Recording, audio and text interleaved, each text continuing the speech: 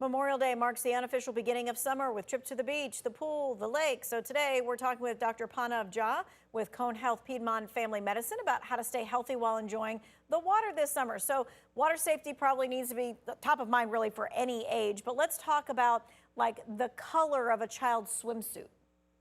No, absolutely. So one thing you want to focus on when you're picking a color for a child's swimsuit or any swimsuit for a matter is darker colors attract UV rays, make it darker. So one, you're going to get hotter in them, more likely to get burned. And then lighter colors, those tend to not be as attractive. And also probably kids like that a little bit better. And the other big thing that most parents don't think about too much is the brighter colors, they're easier to see in the water in case something were to go wrong. And so that's probably how I would steer and pick your color choices based on that. Yeah, I like the graphic that we were just showing. It really did kind of like showcase where we were hoping to get some of those swimsuits, that kind of thing. If someone, let's say, has a cut or a scrape, maybe they've just recently gotten a tattoo, should they be avoiding pools or natural water or oceans? Does it make a difference when it comes to that kind of water? Yeah, if you're having a healing tattoo, if you have a cut, something that's open, you want to avoid basically submerging it. Showers are okay, obviously, but if you're going to put it under deep submerged water, you probably want to avoid that. Wait till it heals over. I wouldn't even go with a wrap. Mainly, the most important part is pools are okay. They have a lot of chlorine, but that can cause sometimes irritation. And then lakes, those can actually be more infectious sometimes. So those open wounds, you definitely don't want them to be open and submerged. I would say wait till they heal, scab over, and then you're good to go. Okay, and that goes for all of the cuts and the scrapes that the kids get to, skin, knees, that kind of thing? Exactly. If a kid falls down and they bruise their knee and it's a little scrape and it's more superficial, that should be okay.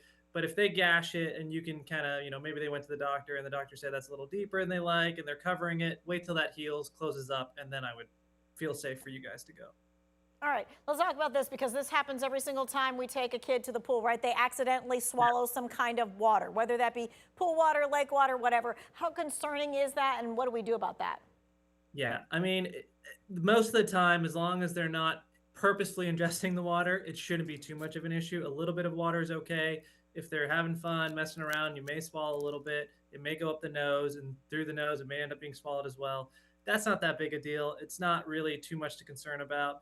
What I would say, though, is just watch for symptoms. If they don't feel well, if they say their tummy hurts, things like that, then usually just keep an eye on it, but it shouldn't be enough. Even when you're swallowing all this chlorinated water, it's killing all the bacteria, but the chlorine just doesn't sit well in the stomach. So if they aren't feeling good, then like you said, like if they got an upset tummy, what should you do about that?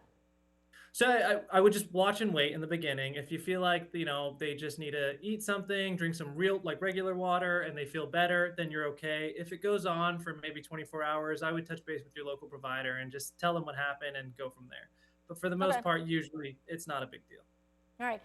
Splash pads, big deal around here. We've got a couple of public fountains, kids and adults, they run through them. So what is the biggest risk? What do we have to say, yes, do this or don't do this? Yeah, so splash pads are unique. I mean, they're different in that we're hoping, and we know most of the time they are quite clean and sanitary, but we're not always sure. So you have to be a little bit careful with how you're using them.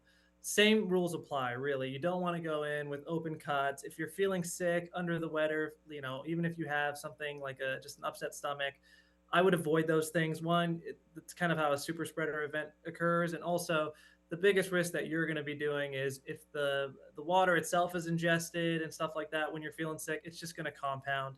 The one thing I would tell parents, especially with young kids, as somebody who has young kids, I know this is you have this inkling to constantly change your child, but when you're changing the child, I would go to the bathroom. I know they're already wet, they're already in their diaper. You want to just put them in another one, but still, it's better to do it away from that area just to be a little bit more hygienic in the overall sense. Just in case anything were to happen. Correct. Yeah. And things just happen. All the time. Yeah, every parent can tell a story for sure. Okay, we're going to continue Yeah. this conversation about water safety and for the family as we head into summer. We'll be back in just a few moments.